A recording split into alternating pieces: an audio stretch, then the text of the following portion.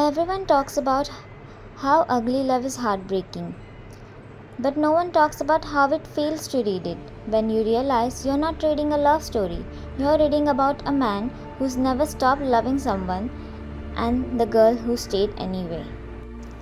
I went into this book thinking it would be emotional in a beautiful way, like soft pain, healing, growth, because that's what everyone says, right?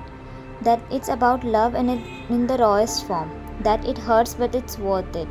But what I got instead was a story where love felt one sided and honestly a little bit humiliating to watch. So we have Tate. She moves in with her brother. She's starting a new chapter and then she meets Miles. And Miles is exactly the type of man books love to romanticize. Quiet, closed off, intense, the kind of man where you immediately know he has a past. And very early on, he set the rules. No past, no future, just physical. And Tate agrees, not because she doesn't want more, but because she already likes him.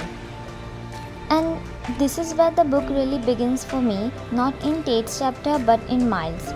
Because every time we go into his POV, we don't see Tate, we don't feel Tate, we don't even sense Tate. All we see is Rachel. And it's not just like, oh, he had an ex. No, Rachel is everything in his mind. She is first love, his first everything, his entire emotional world. And the way he talks about her, it's soft, it's deep, it's real.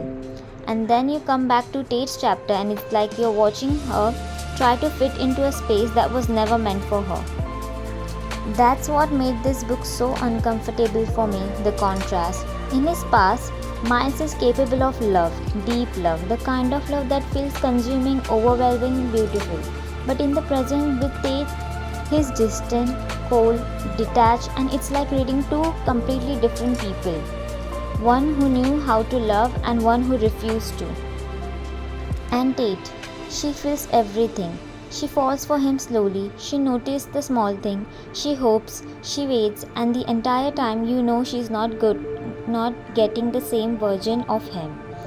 She's loving a man who is emotionally still somewhere else, and I think that's what broke me the most. Not in a romantic way, but in a why are you doing this to yourself kind of way. I feel like when people talk about this book, they focus on Miles' trauma, which is valid. What he went through was painful. But no one really talks about what it feels like to be Tate in that situation. To be with someone who can love deeply, just not you. And the worst part, he tells her that from the beginning.